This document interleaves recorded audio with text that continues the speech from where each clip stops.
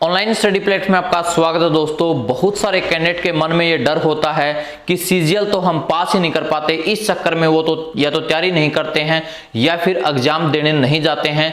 Confidence उनका loose रहता है क्योंकि उनको एक प्रॉपर गाइडेंस भी नहीं होती है।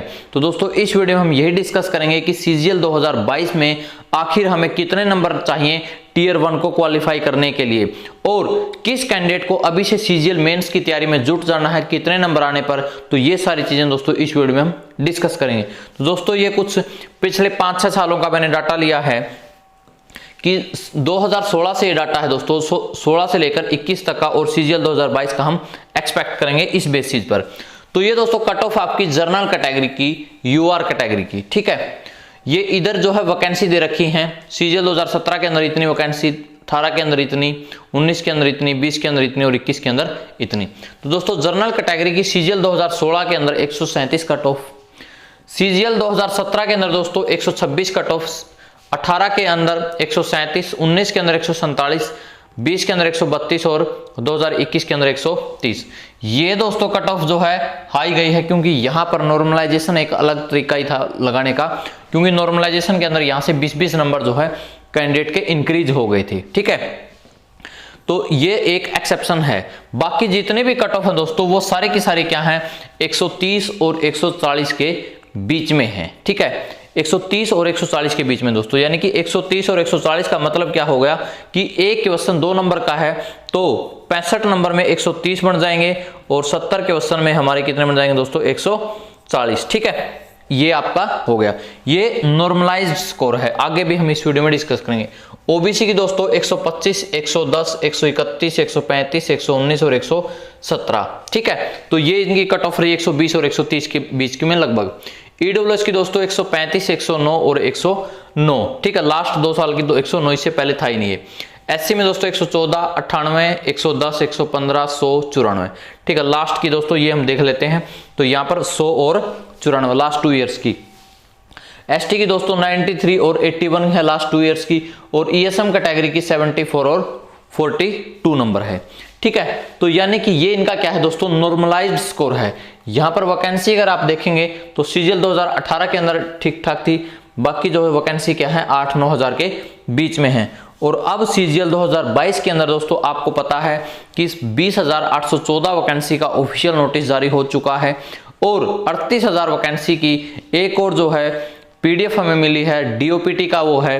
तो इसके अंदर 38,000 वैकेंसी, यानी कि 20 से लेकर 38,000 वैकेंसी के बीच में आपकी वैकेंसी रहने की संभावना है, ठीक है। अभी तक हम ऑफिशियल नोटिस की अगर बात करें तो 20,000 का ऑफिशियल नोटिस जारी हो चुका है, और 38,000 वैकेंसी ये पहुंच सकती है, ठीक है, क्योंकि वो भी एक क्या है ऑफिशियल की तरह है। तो अब सीजीएल 2022 में या सीजीएल 2023 में हो सकता है कुछ वैकेंसी इसमें से कट करके सीजीएल 2023 में डाल दे, वो डिपेंड करेगा इन फ्यूचर, ठीक है। तो दोस्तों सीजीएल 2022 में वैकेंसी तो है ही है। यहां से अगर आप देखेंगे तो 3 गुना तो वैकेंसी आप मान ही लो दोस्तों, ठीक है। 3 टाइम्स तो मिनिमम आपकी रहेंगी, यानी कि 25,000 तो मेरे हिसाब से कम वैकेंसी रहेंगी, ठीक है। ये सब कुछ काट पीट के भी। तो ये आपकी दोस्तों कट ऑफ है, ठीक है, यहां से यहां तक। तो ये नॉर्मलाइज्ड स्कोर है। तो वैकेंसी अगर 3 गुना है तो वैकेंसी 3 गुना, तो दोस्तों क्या होगा, कट ऑफ भी जो है नीचे आएगी, ठीक है, डाउन आएगी कट ऑफ भी। तो यहां पर दोस्तों कट ऑफ जो है कितनी आ गई है, जो मेरे अकॉर्डिंग 110 तक आ गई है, ठीक है। 110 तक, क्योंकि पेपर का जो लेवल है दोस्तों वो 19-21 होता है, कोई बहुत ज्यादा डिफरेंस नहीं रखती एसएससी, ठीक है, वो लगभग सेम रहता है। ओबीसी में दोस्तों 100 नंबर, ईडब्ल्यूएस में 100 नंबर, एससी में 90, एसटी में दोस्तों 80 और ईएसएम में 50। अगर दोस्तों आपके इतने मार्क्स अभी आ रहे हैं, अभी आज के दिन, अभी 1 महीना पेंडिंग है, तो आप जो है सेफ जोन में पहुंच गए हैं, क्योंकि 1 महीना और भी पढ़ोगे आप, ठीक है। तो यानी कि 10-10, 15-15 नंबर और आप आसानी से इसमें इंक्रीज कर पाओगे, ठीक है। तो यानी कि मिनिमम इतना स्कोर तो आपको चाहिए। ये दोस्तों कौन सा स्कोर है, ये नॉर्मलाइज्ड स्कोर है, ठीक है। नॉर्मलाइज्ड यानी कि नंबर बढ़ा करके स्कोर होता है, यानी कि 110 नंबर अगर आपके रा स्कोर हैं, 110 नंबर क्या दोस्तों, रो स्कोर है, यानी कि जो ओरिजिनल आ रहे हैं। तो 10 नंबर का तो मिनिमम जो है आपको नॉर्मलाइजेशन मिल जाता है। तो यानी कि ये 110 कहां तक पहुंच गए हैं, 120 तक, ठीक है, नॉर्मलाइज होकर के। यानी कि इस हिसाब से मैंने 130 के हिसाब से अगर माने तो 120 नंबर कट ऑफ हुई, ठीक है। तो यानी कि इनके अंदर 10-10 नंबर आप ऐड कर सकते हैं, यानी कि ये 120, ये हमने माने 110, ठीक है। जो यहाँ पर 117 गई है, 119 गई है, तो यहाँ पर ये मान लिया हमने कि इस बार 7, 8, 9 नंबर कम रहेगी, ठीक है। यानी कि इसको मान लिया हमने कितना, 110, ठीक है, ये नॉर्मलाइज स्कोर मान लिया। और रो स्कोर की अगर बात करें तो ये रहेगा। यानी कि अगर आप मॉक टेस्ट वगैरह लगा रहे हैं, प्रीवियस ईयर के लगा रहे हैं, तो अगर आपके इतने इतने नंबर आ रहे हैं दोस्तों, तो आप निश्चिंत हो जाएं कि आपसे क्वालिफाई नहीं होगा, आप 100% क्वालिफाई करोगे, ठीक है। क्योंकि अभी और टाइम आपके पास बचा हुआ है, आप और अच्छे से प्रैक्टिस कीजिए। अब आगे हम देख लेते हैं कि कैसे आपने जो है टियर 1 को क्वालिफाई करना है। तो दोस्तों ये आपको पता है कि जीके के अंदर 25 क्वेश्चन, रीजनिंग के अंदर 25 क्वेश्चन, मैथ के 25 और इंग्लिश के 25, यानी कि 100 क्वेश्चन रहेंगे और टाइमिंग रहेगी आपकी 60 मिनट, ठीक है। तो एसएससी के एग्जाम्स में खासकर मैं आपको बताऊं, टाइम्स की प्रॉब्लम रहती है, ठीक है, समय की थोड़ी सी कमी रहती है इसके अंदर। तो इसके अकॉर्डिंग दोस्तों आपने क्वेश्चन जो है, अगर मैं आपको सिर्फ टियर 1 को क्वालिफाई, यानी कि जिसने बहुत ज्यादा पढ़ाई नहीं की है या फिर अभी से स्टार्ट कर रहे हैं या अभी स्टार्ट किए कुछ ही दिन हुए हैं, तो आपने सबसे पहला टारगेट आपका ये होना चाहिए कि आपने टियर 1 को हर हालत में क्वालिफाई करना है, ठीक है। और मिनिमम नंबर दोस्तों किस में आ सकते हैं, जीके के अंदर दोस्तों 7 क्वेश्चन आप इजीली कर सकते हैं। ये पोर्शन में मैं आपको बताऊंगा किस पोर्शन से आप 7 नंबर लेके आ सकते हैं। रीजनिंग के अंदर दोस्तों 20 क्वेश्चन, ठीक है, यानी कि एक अगर आप मॉक टेस्ट भी लगा रहे हैं तो आसानी से आप 20 क्वेश्चन बना लेंगे। मैथ के अंदर दोस्तों 20 क्वेश्चन, ठीक है, ये पढ़ने के बाद ही आएंगे। थोड़ा सा मैथ्स क्या टाइम टेकिंग होता है, तो मैथ्स का आपको एक बार सिलेबस रगड़ना पड़ेगा।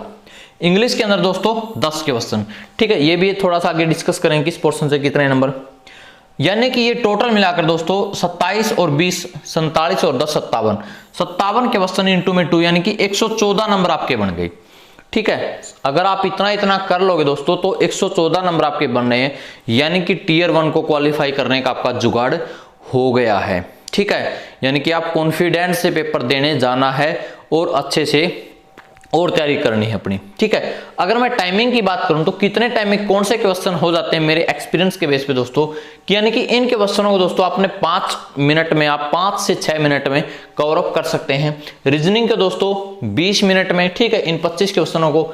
मैथ्स के अंदर इन 25 क्वेश्चनों को दोस्तों 25 मिनट, और इंग्लिश के दोस्तों 25 क्वेश्चनों को 10 मिनट, ठीक है। वो 1-2 मिनट आगे पीछे आपका हो, 2-4 मिनट भी हो सकते हैं।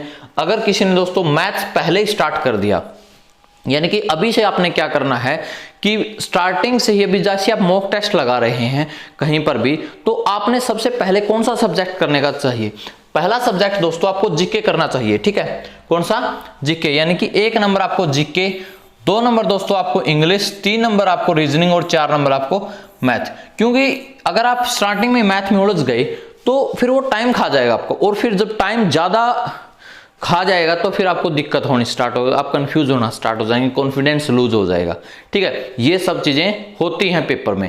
तो अभी से आपने ऐसे पेपर देना, ऐसे मॉक देना कि जैसे कि आप एग्जाम में बैठे, ताकि वो डर आपका जो है खत्म हो जाए। और निश्चित रूप से वो खत्म हो जाता दोस्तों अगर आप बार बार मॉक टेस्ट लगाते रहते हैं तो, ठीक है। तो यानी कि आपने इतना टारगेट दोस्तों अभी रखना है कि हाँ इतना तो मैंने कम से कम लेकर आना है, ऊपर हो जाए उतना ही बेस्ट है। अब देखो दोस्तों, अगर आप जीके की बात करूं मैं, 7 नंबर लेना कोई बड़ी बात नहीं है, ठीक है। आप किससे कर सकते हैं, करंट अफेयर के दोस्तों 5 क्वेश्चन और स्टैटिक जीके के 5 क्वेश्चन, यानी कि सिर्फ आप ये 2 ही पोर्शन करो, ये 2 ही पोर्शन करके आप जो जीके में 7-8 नंबर ले आओगे, ठीक है। करंट अफेयर्स अपने पढ़ते रहो और स्टैटिक जीके अपनी पढ़ते रहो, तो आप इजिली कर पाओगे।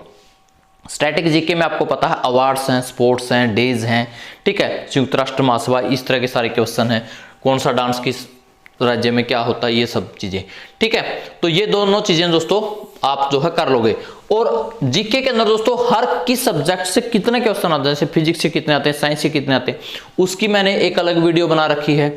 मैथ्स की दोस्तों किस पोर्शन से यानी कि टाइम डिस्टेंस से कितने क्वेश्चन आते हैं, वो सारी चीजें वो भी मैंने बना रखी है। इंग्लिश से दोस्तों किस पोर्शन से कितने आते हैं वो भी मैंने जो है वीडियो बना रखी है। और इन तीनों वीडियो का लिंक दोस्तों आपको डिस्क्रिप्शन बॉक्स में मिल जाएगा।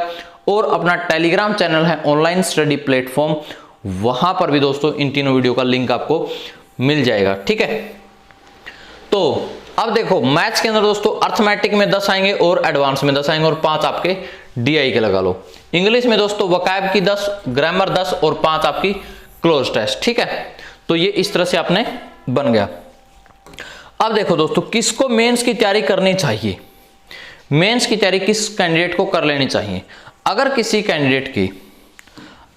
कैंडिडेट के दोस्तों अभी से 120 नंबर बन रहे हैं, ठीक है। अब आप ये कहोगे कि सर प्री और मेंस का तो जो सिलेबस है वो तो सेम ही है, बट मैं आपको बताऊं कि प्री और मेंस में क्या डिफरेंस है, ठीक है। तो प्री और मेंस में दोस्तों यही डिफरेंस है कि हम प्री में जब क्वालिफाई करने के लिए पढ़ते हैं तो हम रैंडमली चीजों को उठा लेते हैं, ठीक है। कुछ चीजें छोड़ देते हैं, कुछ चीजें कर लेते हैं, ठीक है। ये अपना टीयर 1 को क्वालिफाई करने का एक जुगाड़ है, ठीक है। वो आपने अपनाना भी है जिसकी तैयारी नहीं है। जिसकी तैयारी है, जिसके 120 नंबर आ रहे हैं, जिसके 120 नंबर आ रहे हैं, उसको दोस्तों बिल्कुल गहराई से, ठीक है, गहराई से यानी कि हर टॉपिक को अच्छे से कवर करना है अभी से, जिसके अभी से 120 नंबर आ रहे हैं, ठीक है, ताकि वो मेंस में और अच्छे से अपनी जो है तैयारी कर पाए, ठीक है। कोई कैंडिडेट 2400 में है यानी कि सबसे नीचे की पोस्ट है, कोई कैंडिडेट 4600 में, कोई इंस्पेक्टर बन जाएगा दोस्तों और कोई जो है टैक्स असिस्टेंट बन जाएगा। बस वही 10-15 नंबरों का खेल रहेगा, ठीक है। 15 नंबर अगर आपके नीचे हैं तो आप, अगर किसी के 15 नंबर ऊपर हैं तो दोस्त मैं आपको बताऊं 15 साल का गैप हो जाएगा, ठीक है। 15 साल का गैप हो जाएगा जब तक आप वहां तक पहुंचोगे, ठीक है। तो यानी कि इन चीजों को अपने आप माइंड से कंपैरिजन करना है कि अगर इसके इतने नंबर आ रहे हैं तो गहराई से मेंस की तैयारी स्टार्ट कर दें। दूसरी चीज भी टाइपिंग इस बार जो है सभी पोस्टों में है, तो टाइपिंग भी अपनी स्टार्ट कर दें, क्योंकि अगर आप टाइपिंग अभी नहीं करोगे, मान लिया प्री के बाद करोगे दोस्तों, तो जिस दिन मेंस है उसी दिन आपकी टाइपिंग होनी है, तो फिर आपको दिक्कत आएगी, आपका टाइम प्री के बाद टाइपिंग में निकल जाएगा। तो अभी से अपनी जो स्पीड बनाकर रखें 30-35 तक की और वो छोड़ दें, ठीक है। उसके बाद आप जो है जब आपका मेंस का 1 महीना रह जाएगा तब आप दोबारा से टाइपिंग की तैयारी कर लेना। अभी 30-35 की स्पीड बना के रख दो। और जो भी दोस्तों डाउट आपको लगता है कि हाँ हमें इस चीज में डाउट है, ठीक है, तो हर टॉपिक वाइज मैंने वीडियो बना रखे हैं कि किस टॉपिक से कितने क्वेश्चन आने हैं, वो भी आपको मिल जाएंगे डिस्क्रिप्शन में या टेलीग्राम चैनल पे। तो बस दोस्तों कोई भी डाउट हो तो कमेंट बॉक्स में कमेंट कीजिए। तो इस वीडियो में इतना ही दोस्तों, और सभी अपडेट्स पाने के लिए इस तरह टेलीग्राम चैनल और अपने यूट्यूब चैनल को सब्सक्राइब कर सकते हैं। Thank you.